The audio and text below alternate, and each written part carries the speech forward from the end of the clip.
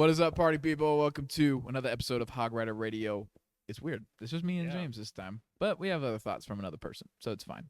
This is usually a show where we talk about movies and shows, review them and stuff like that.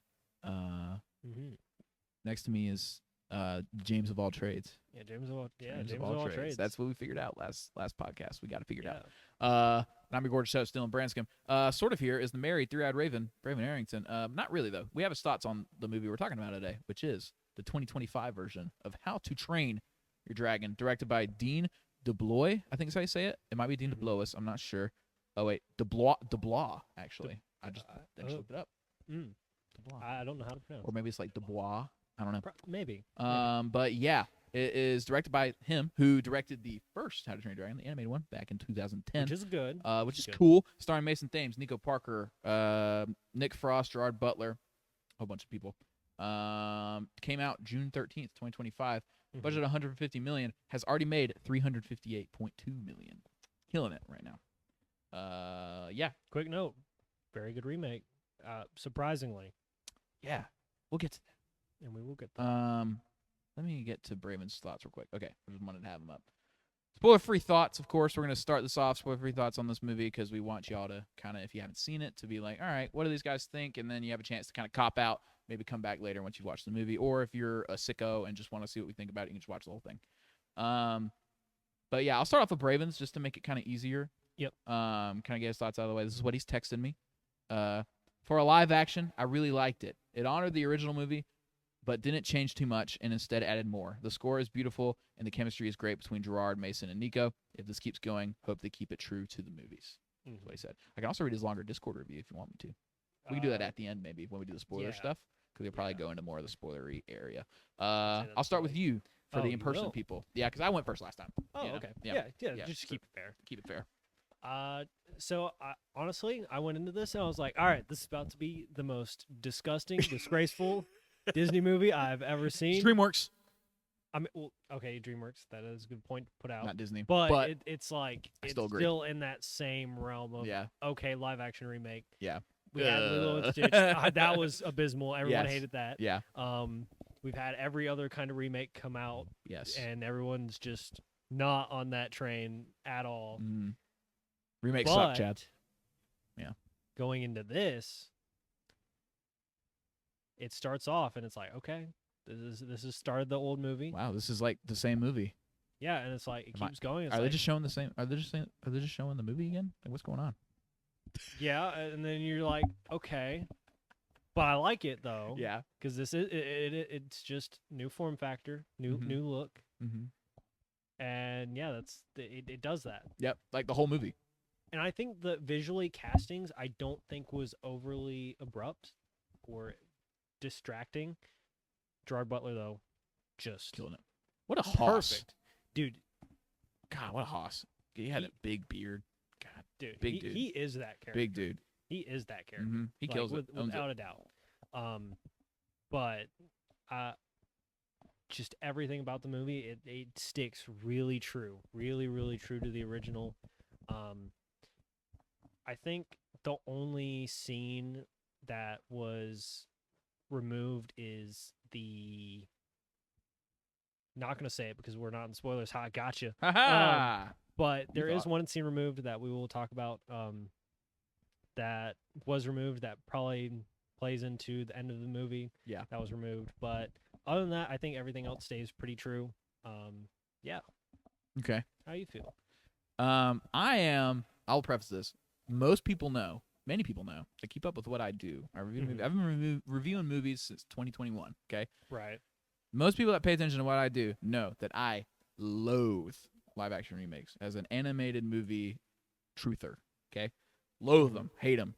I don't think I've seen one generally good one. But I love How to Train Your Dragon. 10 out of 10 movie, in my opinion. One of my favorite movies of all time. The last time a movie I gave a 10 out of 10 was remade was The Lion King. And let me tell you, I was hurt. I was scarred. Scarred. Be prepared. Great song. Anyways. Oh, man, Chat's singing over there. Got the pipes. I don't know if you could pick I don't know if you could pick it up, but he's singing over there. So I was a little scared. Seen the Yeah, trailer, no, I was like, definitely, saw the trailer, I was like, oh no. it's worth being scared because Yeah. How to Train Your Dragon is just like such a good idea. Near and dear to Mhm. my heart. Okay. Watch the movie, Yep. and I'll say the same thing everyone else has really been saying. It's the same thing. It's Yeah. the same movie.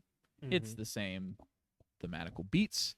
It's the Yep. same scenes. It's the same music. It's the same lines. It's the same everything. And Yep. while I think that, hey, How to Train Your Dragon anime movie, great movie, so I might as well just copy it, right? Make a new one. Still decent enough to be like, all right, I'm enjoying this and I'm having fun. The third act is great. Mhm. All this stuff. I'm tearing up a little bit. I'm smiling ear to ear during scenes. Mhm. But then you leave the theater and you're like, why? And that is my number one question with all of these movies. Even if they add a little bit or add too much or they take away too much, it's still a question of, well, what was the reason for making this? And I don't think this movie still justifies its existence enough for me to really, really love it. I liked it. And that's a big Right. step up from what usually these films usually do to me, is that usually I walk away and I'm like, I hated that. I don't want to watch that ever again. I want to go back and watch the original one to cleanse my palate and just keep going. I think this one is serviceable enough for kids to watch it now and me not be annoyed when they're like, oh, How to Train Your Dragon, I love that movie. It's like, blah, blah, they bring up the live action version. It's enough for me to not get vehemently upset. But when I have kids one day, if I have kids one day, we are not watching this. We are watching the original. You watch the And- originals, no questions asked. You're Yeah. gonna get kicked. if Yeah. it's- You're gonna kick get the child. No, You're gonna punt it. did you say live action? Live action? We don't watch those here. But I still think it's serviceable enough to like earn its way to get with kids and for them to have fun. Yeah, no. And it's still good enough for people who love the original to be like, that was fun. Yep. People that are saying it's better than the original need to, I don't know what drugs you're having. I don't want any of it. Mhm. But it's still fun. The music's great. John Powell came back and did the music. It's great. The performances are all decent. Either not good, which is the side characters, which we'll get to, Yep. or great Yeah. in the main characters and how Yeah, good the they main- are. And I want to shout out Nico Parker because she got a lot of flack for being casted as Astrid I did not see that. The reason why. because I don't like. well, it's- let me break this down Yeah, for you, okay? Okay, In because the universe, I don't watch like anything or related to movies, so yeah, anything I say is usually my opinion and mine alone. in a universe So where you get to fly dragons, okay? yeah, And where you are in a like Viking village where some people Right. are speaking in an accent, and then you got Hiccup who's talking like me, and Oh, yeah. Astrid who's talking like me, and most people have American accents, and then some Right. people have British accents, and Mhm. but when, heaven forbid that they cast an African American woman as Astrid, right. and so everyone freaks out, and they're like, "Well, freaking Astrid in the animated movie was blonde and white," and I'm like, "Who cares? This is a movie about dragons and flying around dragons. Why does it have to be accurate?" And they're like, "Well, it's because it's a Norse village, and that's why." I was like, they're not even speaking correct accents. Actually, I think I saw one person somewhere. I don't remember where, but they made a comment that they had to add a scene. Remember the scene where Gerard Butler's You're from this area, and yeah. you're from. That was super weird. yeah, like that, I think that was more of like a compensation. Yeah. Like, the way it was described from the person I saw was like it felt more like a compensation. Yeah, to they're trying to, like, warrant these yeah. casting differences. Very strange. And I mean, it's not terribly like a deal breaker. No, but it's like, just super unnecessary. yeah. I was like, "Oh, I see what you're doing." This Like, feels it's- weird. yeah.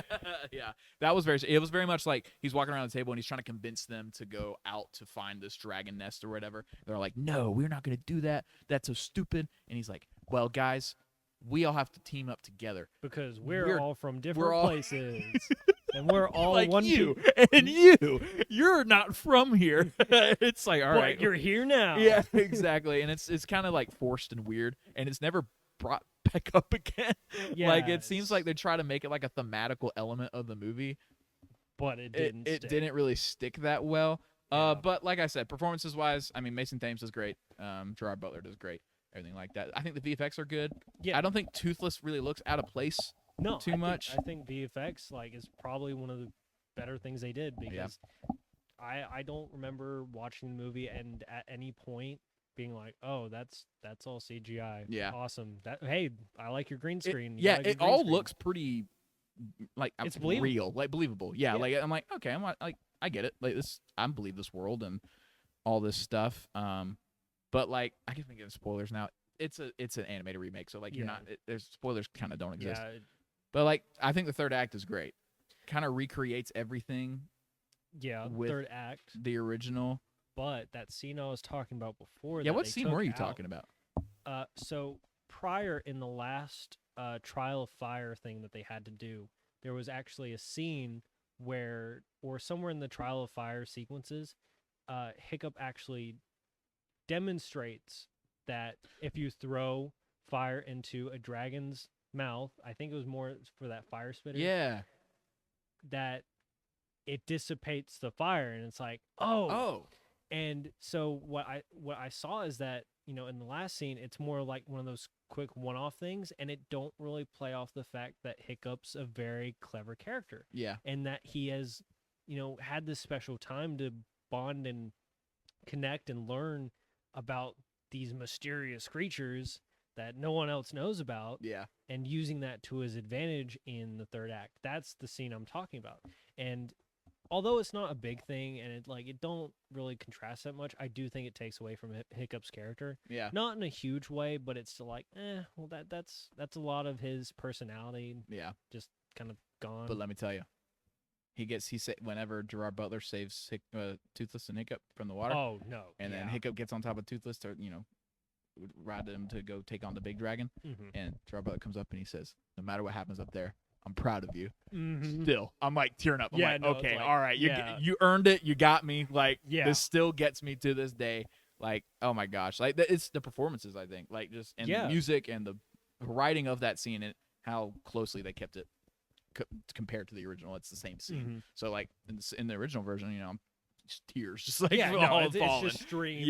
Yeah, and like whenever in the shot, I'm glad they kept the shot of like Hiccup realizing that he doesn't have that leg anymore. Yeah, and it's the shot where he puts the one leg down and it's his leg, and then he puts the other one, it's the wooden leg, and then Toothless comes up and it's very much like, I don't know if they did this in this movie or not, and I think in the animated movie they did this, is where Toothless kind of sees it and then like kind of looks at his tail too, and you get that like, and it's like, oh, they share that now of like both having this.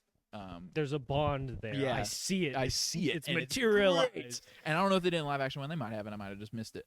But I don't know. I think they did. It's probably one of those things where it's in the scene and you can see that it's meant to be there. The parallels there. Yeah, if you're looking for it, you can see it. You can see it. Yeah. But I think overall, like I said, it's got all the stuff from the original one. It's got everything. Yep. But I think a lot of the visual flair of it being like this colorful, poppy world of the animated one, the saturation. It is extremely desaturated in this movie.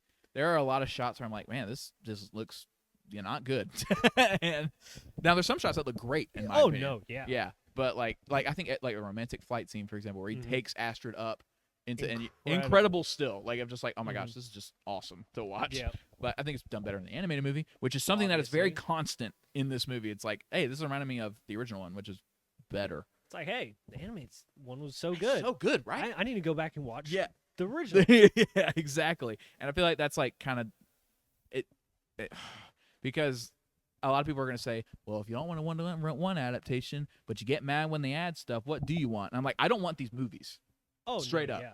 Like, I just don't want them. But if you're going to do one, this is probably the best example of one that you can do. Just kind of if it's a good animated movie, just kind of make the same movie, and people are going to like it, and you're going to make your money, and you're going to move on, and it's a cash grab anyway, so who cares? Now, I'm glad Dean DeBlois,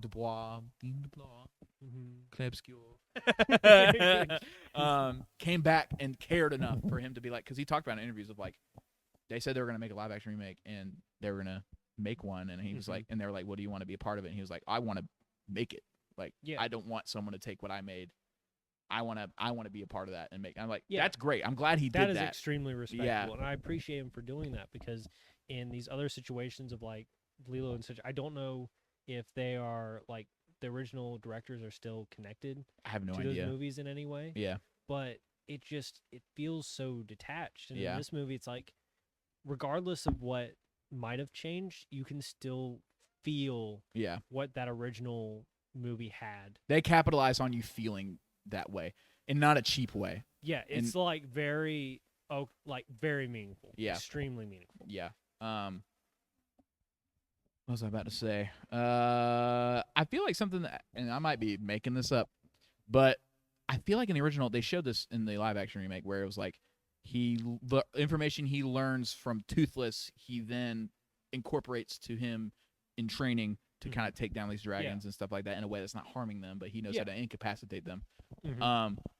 I feel like in the original, I swear I might be making this up, he also did the reverse, where the stuff he was learning about dragons in the cage, he would bring back to Toothless to like enhance their relationship somehow. I think it was more of a guide to look into it more. Yeah. With Toothless as his reference. Yeah. And I didn't think about that, but and I feel like in this live action movie, it's not as present. I can agree with that. Yeah. Thinking back, I think it was very one way in the sense like, oh, Toothless reacted this way to something. I'm going to use this on dragons in the Trial of Fire. There's a lot more nuance in the animated movie of like, and I think the montage is done better in the animated one. Yep. And like the scene, oh my gosh, I get chills thinking about it. I love the scene where he draws in the sand and he steps on the sand. Yep. And he steps off and he gets closer and closer and closer and he's about to touch him and it's a fake out and he goes away. And it's like, because especially if you've seen the movie before, you think that's the scene, and when it doesn't happen, you're like, oh yeah, it doesn't happen yet. And then when it finally does happen, you're like, oh yeah, this is good stuff. He puts this like, and just like the like subtle thing, and I'm glad that this is something that Disney would not have done, I think, but because we had someone with the vision of the original coming in to make sure his story was not messed with. Right. The shot of him going like this, and he looks away. And then instead of his hand reaching Toothless to touch, Toothless meets him in the middle. And it's a very, like, I get chills thinking about it. It's so freaking good. Of just like, that trust is finally there between both of them. And that's when you get the whole, and then later you get the flight scene. The flight scene's great. And I'm sorry I'm yapping here. But the flight scene, I was like, oh my God, they better not screw this up. Once it starts, I was like, you can't screw this up. This is the scene. This is the scene of How to Train Your Dragon. Yeah, this is it. Okay, so you can't mess this up. So when he's flying and they're flying around, there's a scene in the animated one where it's behind him. And he says, all right, time to do it. And the music swells as he goes down like this, and the camera follows him down. Yeah. And he like goes down, and his wing like touches the water. And back then, 2010, yeah, ahead of its time of like animation with water and just kind of mechanics of flying and stuff like that. I was like, you got to do that shot. If you don't do that shot, I might leave, genuinely leave. This is important to me. And they did the shot. They did the shot. And I was like, okay. I was like, that's the moment for me where I was like, okay, I think they actually cared this time to make this and make it as true to form as possible, even if I might disagree that it exists or that for the reason of its existence. Oh yeah. And like, I think it doesn't do things as well as the animated one, which is hard to do because the animated one's perfect. Well, as perfect as close to perfect as a movie can be. But like, I think that's something that is commendable in a way. And yeah, that's kind of what I have to say about that. I'm gonna read Braven's review real quick, unless you have something to say. I mean, so aside from everything else I've said, they haven't really been grievances. They're more like just like things I've noticed. Yeah, they're not too distracting. They're just kind of there. Yeah. But the one thing that did annoy me, thoroughly annoyed me actually, was the casting for the twins. God, man. Actually, can we talk about the casting for all the side characters except for maybe the big guy? I thought everyone else was fine. I mean, I hated the side characters in this movie. Why? Vehemently despised. Well, I don't like them in the animated movie too. I think the twins kind of suck in the animated movie. I don't think the comedy is something that How to Train Your Dragon is very good at. It's not. And when they, like I said, they don't really change anything in this movie. They kind of just one-to-one put all the lines over. It was once again, I was like, I'm not really laughing a whole lot, and they're really trying to make me laugh. And I'm like, I'm not really. But I feel like it's especially bad for the casting for the twins. Yeah. Because although it's like you said, the comedy is hard for it to hit. Even in the original, each of their characters are represented by their dragon counterpart, and it's to show that comparison of how the dragon society and the Viking society aren't so different from each other. There's just that visual separation Yeah. that causes that war between the two. Generational violence with each other and all that stuff Yeah, too. Yeah. and so like every other casting is fine. I just thought the twins was terrible. Yeah. Like I'm saying this more for the female, just for the fact of I can understand like just having someone who's good at acting, but it's like there's a reason for why the characters look the way they do, because Yeah. it's very tied to the main image of the movie of just having that come togetherness and having those comparisons there to help tie that together. Yeah. And the scenes, especially when the twins interacted with their dragon for the first time, it's like it's so very, very apparent that it's not there. Yeah. Because the dragon's like two heads, they look near identical, but you look at their counterpart as the twins, and it's not there. Yeah. And I don't really appreciate that change. And this isn't like, and it's not because the character did necessarily bad in the acting department. It's just visually there is a comparison to be had, and there was a very intentional reason to have them look the way they did in the animated series, and I don't like that they strayed so far away. Yeah. Another thing about side characters, what was the whole thing about that guy and his dad? That was an added thing. Yeah, why did we need another dad storyline? We already had one that's very deep and dense and like very written very well. I think it was just to give him something to do. Yeah. Besides fawn over Astrid. Yeah, probably. And it wasn't written very well. No. It was very much like, yeah, my dad loves me, right, Dad? And his dad like, ah. Yeah, until his dad was like, It was. I don't like it because didn't like it. It writes a very poor narrative, and like just having that character as like the cool guy, because he gets a good amount to do in the second and third one, if I remember correctly. So just Yeah. kind of have him be this character. He's very Flash Thompson-y of he is, especially in like the MCU Mhm. Spider-Man universe of like, yeah, like Hiccup, you're not cool. I don't like you, but Mhm. I like Astrid. Astrid likes me, man. But Astrid actually likes Hiccup, and it's like Yeah. a whole joke. I like him in that aspect a little bit. I think he's okay in How to Train in the original Yeah. one. Like he's an okay character to have. he's not He's a terrible. nice He has- foil. He's a nice foil for Hiccup to have. he has a purpose. Yeah. In the original, This one, It- no purpose Oh, besides to be like, Astrid, you're hot, and my dad doesn't like me. and I feel like it's more exaggerated because of the stuff they added with the whole Yes. dad. I mean, I'm sure it's probably elaborated. It's probably mentioned to some degree in the original. I don't quite remember enough to know Yeah. or to say confidently, but just having the moments where he interacts with his dad, which I almost certainly am sure are not in the original. No. I don't think his Just- dad's in the original at all. Yeah, like that's what I'm thinking. Yeah. Like, it's just not. That was a there. completely new thing. I don't think that Yeah. works. And it sucks when you do a 1-to-1 adaptation of this, and it's like, oh, okay. I mean, you have all the good stuff. I think it's fine. It's like, oh, maybe add something new, and then the stuff you add isn't good. Like it's like that's frustrating. Of like, all right, well, you try. Okay, you added something because someone probably told you to, and you were like, Yeah. I guess I'll add this. Who cares? Like that, I can tell when. I think maybe a studio note or something like that was like, well, we need something different. We need something for this character. I think it was just out of an attempt to make the side characters a bit more relatable. Yeah. As opposed to just being personalities. Yeah. The personality in the group or whatever like that to Yeah. fill out the group. Mm-hmm. Yeah. I'll read Braven's review. All And then we'll get into scores Sounds if you good. want. Sounds good. Yep. How to Train Your Dragon franchise is my favorite franchise ever, and everyone knows it. I've seen the movies, shows, played the games, and read the comics and books. He loves this stuff. He does. I know the original movie scene by scene, line by line. So you all know I had to see the live-action remake of the original movie, and surprisingly, I loved it. I really liked the movie. Not as much as the original, but it was really good. Let's start with the negatives and get that out of the way. There's a lot of things taken out, such as how Hiccup discovers that dragons aren't fireproof on the inside, which he uses Yep. in the final battle. Yep. That was disappointing, and some lines were changed or cut, which is okay, I guess. But some lines I love, like "duh, we're dead" from Hiccup when Astrid found out about Toothless, were cut, and that doesn't make sense. Also, a lot of the scenery is just very bland and boring until what How to Train Your Dragon is in animation.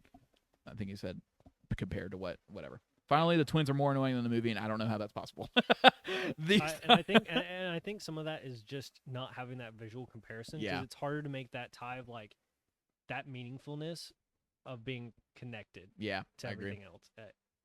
They just don't serve as much of a purpose this time around. Yep. Yeah. Those are negatives. Let's talk about the positives. A majority of the performances were great. Gerard Butler, Mason Thames, and Nico Parker were all amazing, and the chemistry between Mason and Nico was surprisingly good too. While this movie does take away from the original movie, it also adds more to it as well. Conversations that that never happened, such as Astrid and Hiccup in the Great Hall, and things from the show, such as Snotlout and his dad. Oh. He might have liked the Snotlout and his dad stuff. Well, Braven, I hate to tell you this. You're dumb. I'm just kidding. I'm just kidding. It's over, bud. I'm just kidding. Those additions add more to the movie, and I think that it makes it even better. John Powell also killed it with music like he usually does. Other than those positives and negatives, other things such as the dragons, other than Toothless, look mediocre. But I overall really enjoyed the movie. I don't really like live-action remakes, but this one is probably my favorite. I love this franchise, and I hope they keep this momentum up. And I don't want to say the score. Yeah. I'll save the score for last. How do you feel about him mentioning Toothless looking mediocre? All the dragons except Toothless look mediocre. I think is what he said. Okay. Which I can sort of understand. I can agree. They really focused a lot on Toothless, which he Yeah. looks really good. And I think the big dragon looks great too. Mm-hmm. But a lot of the other ones, there was like the one that, the fire one that had Toothless fights in like the Trial of Fire or whatever, didn't look very good. And I was like, they look like they just kind of like copied the design over for animated and just kind of barely touched it up to make it look a little bit more live action. Yeah. And that was kind of all they did. There wasn't really a lot of love and care like they put with Toothless, which I understand why they put so much love and care, because you have to nail Toothless. If Toothless doesn't look good, then people aren't going to like the movie. Yeah. But I think, and I don't think this had a big budget. I think it had like a budget of like, you said 150 mil. 150 mil for a movie like this. That's about tough. 50. I think it's about 50 million under than what it usually is. I think usually these movies are around 200 million. Which, I mean, 150 million, yeah, it's a lot of money, whatever. But for making movies like this, I mean, that's not a ton. But yeah, I can agree with the dragons not looking great besides Toothless. Yeah. That's something I can get with. Which I think that comes back to the whole saturation thing. Like Yeah. they're not nearly as prominent as they were in the animated. But Yeah, it's when you're in a very saturated world and the dragons are very colorful, they try to match that, and it just looks weird sometimes. Yeah, I agree with that. But all right, well, scores. Score time. You want to give a score out of 10? It's not going to be much higher than mid. Okay. And so I'm putting it at like a 6. Oh wow, like lower than me. Really. I also really love How to Train Your Dragon. Like it's hard for me to be like, I hate this movie, and then they freaking play the music, and I'm like, okay. like I don't nearly have the same attachment. Like I'm gonna be fair. I'll actually raise it to a 6.5. Okay. And I'm saying that in the sense that it's still so faithful. And although I don't like that it's a remake, I don't like that they change things, it's still so good in comparison to its counterparts of remakes. With that being said, though, it's still a remake. It still holds all the same grudges and perspective changes, and like we've discussed, so many things just miss. Yeah. And although it still holds a lot of the most important pieces, a lot of the really nice to have pieces that work so well in the original just don't hold up. I agree. And I can't put this really much higher than that. It's an okay watch. It's better than 5. Like you can watch it once and be okay with your life. It's a little bit better than that, but it can't go much higher. Yeah.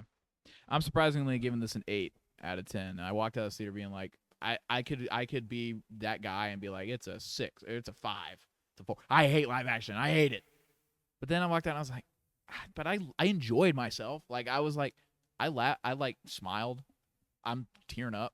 Wow, I remember watching this movie when I was a kid and just feeling that I never felt that with a Disney live action remake. Even when I watched the movies when I was a kid and had that attachment, I remember watching some of those live action remakes and walking out and being like, I felt nothing that entire movie. I felt absolutely nothing.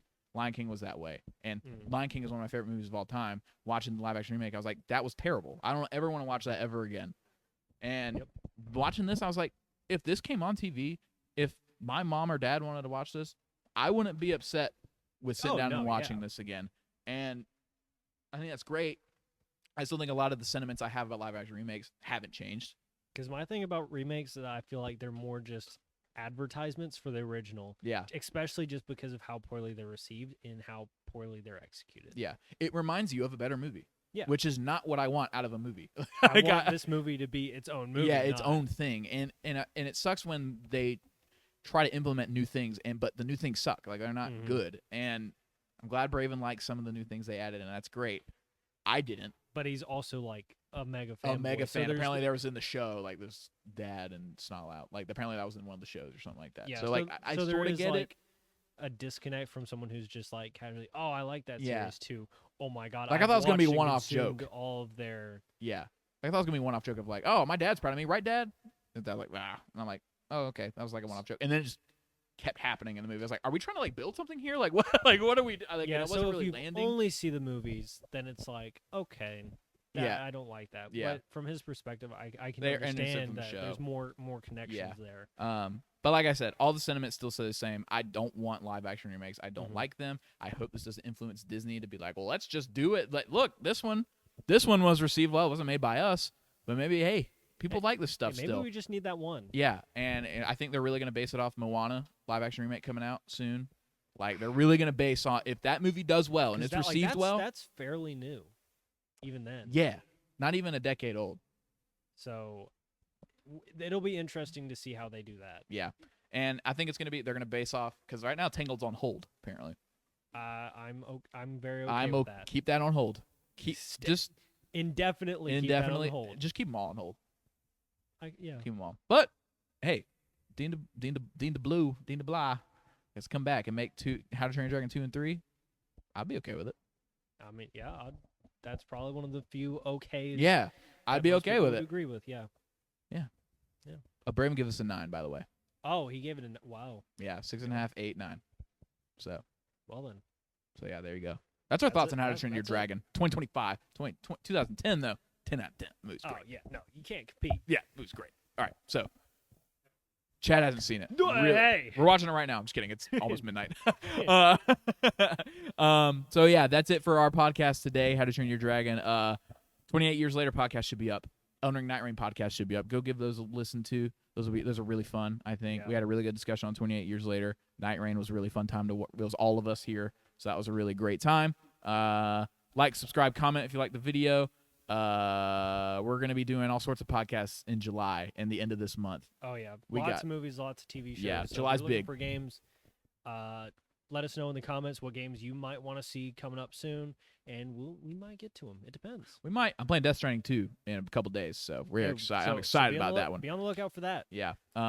So yeah, Spotify, follow, rate us 5 stars, put that in a little bell on so you know when we post and stuff And like treat that. yourself to How to Train Your Dragons, the original animated series. Do it. Do it. Watch it. Watch it. Chad still hasn't seen it. And he hadn't seen it 5 minutes ago. Still hasn't seen it now. Okay. So now you gotta watch it. You gotta watch it for Chad's sake. Okay. I love you guys. But you have to say it back. You have to find the dragon.